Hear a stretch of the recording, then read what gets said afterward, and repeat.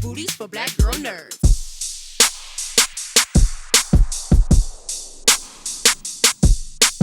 Thank you for your time, Keanu. I appreciate it. Hello. Hello there. Looking at with the introduction of the new characters into this installment of John Wick, we get some different insights into who he is and his personality and his background. Would you say this is the most holistic view that we've received of John over the course of these four installments? Yes, I would agree with that, and I think I would say also for the character of John Wick, and also for opening up and exploring the world of the High Table, exploring the world of the Continental, exploring the John Wick world. You know, this hyper reality, this fantasy kind of world. I would say definitely it's a wider, more expansive view of it. Mhm. With all of the things that come with creating films like this, the rigors, the training, the script, all of the things, do you personally have a any type of holistic practice or things that you do for yourself to mentally prepare yourself for the huge undertaking that a John Wick movie is? Um, I don't know. I mean, I guess I try to eat right. You know, try and recover as much as I can. You know, with the practice of cold water, massage, uh, and and you know, stay in touch with the goal through love. You know, I love the film. I love the role. And so with any of those rigors that you're talking about, it's like all worth it, you know?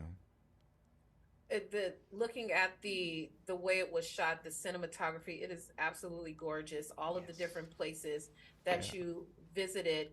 Do you watch the progress of the film still at this point? Like, do you watch dailies? Like, how much of the process do you watch while you're filming? Yeah, with John Wick, chapter 4, I didn't look at dailies.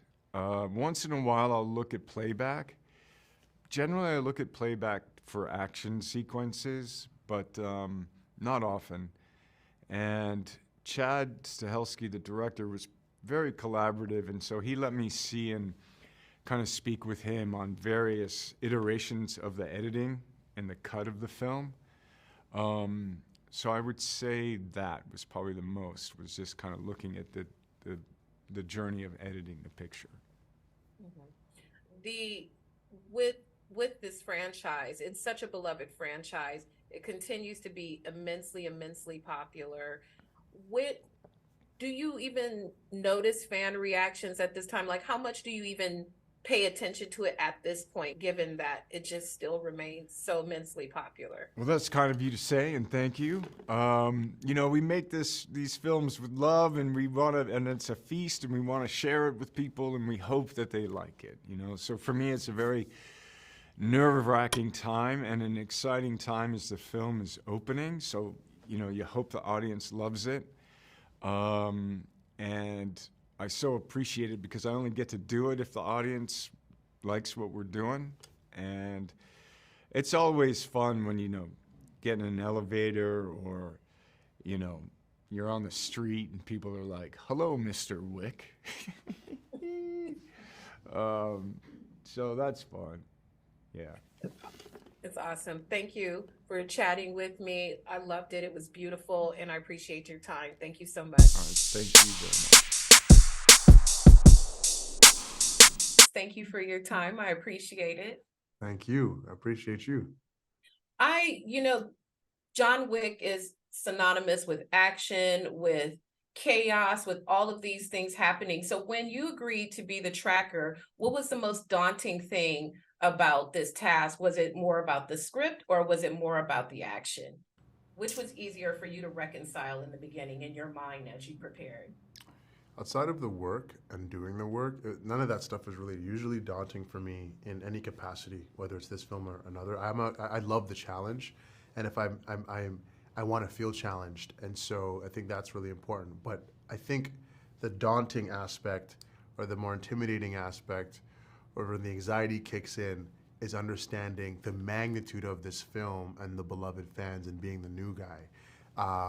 The excitement, which is rooted in anxiety, because I'm just like, oh my gosh, I'm working with, you know, Keanu Reeves of the world, Donnie Yen's of the world, these legends.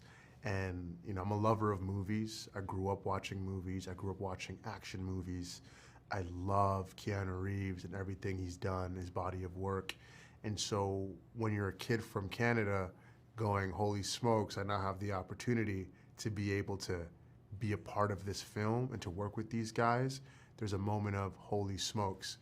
But like any job, you know, once I hit that mark and there's action, you know, I'm locked in, I'm laser focused, you know, and I think, yeah, it's just, you know, it's a mixture of those emotions, to be honest.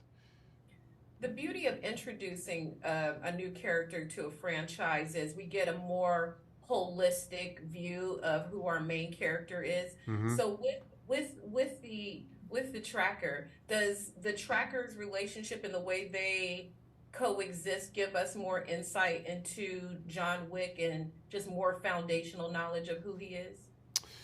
The tracker's an interesting character, and he's on this singular quest to go after John Wick.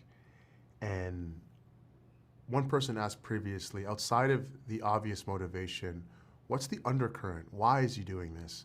Which I think serves to another conversation of what a spinoff can look like for him. And I've hinted at this, you know, as actors, you have to have objectives and motivations, and you gotta have that North Star, the why, essentially. And my why, without giving away too much, had to do with his family and his mother. And I thought, you know, how do I anchor this guy, anchor this character, and to make him as human as possible? And I think his motivations had to feel real. And so I thought of something about his mother, you know, like, what is he doing and why is he doing it? And why is he so bullish about going after John Wick? Why I love Tracker as well, just to kind of extend on that, I believe he is the closest thing to the audience. He's this guy coming from the outside, coming in.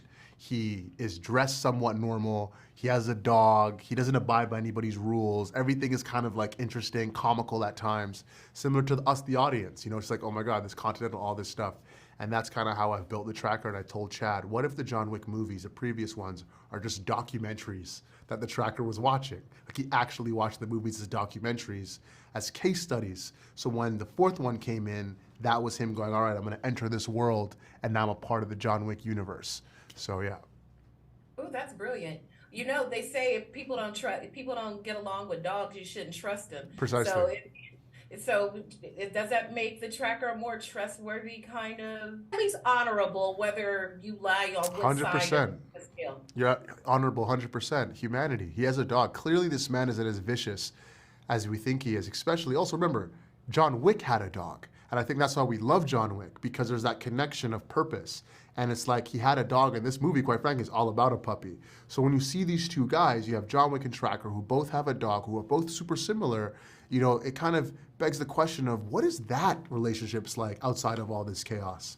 I think, you know, the John Wick team has created real estate. I'm a nerd for this stuff, so like I will go off the deep end with backstories and deep ends with derivatives and whys and everything else. You know, that's just kind of how I work. But I think we'd be robbing ourselves, you know, and the audience, quite frankly, if we don't see and know more about this man, the tracker. We don't even know his real name, which I think is really interesting. I'd love to know the tracker. Oh, I know it because I created it. But I'd love for the world to know his name. I was a fan of Nobody, because when you said it, I went, nobody, baby. Yes, yes, yes. Well, I thank you for your time. This is a fantastic movie. It's visually fantastic. You were great in it. Thank you, Thank love. you so much for your time. Much appreciated. Thank you for your time.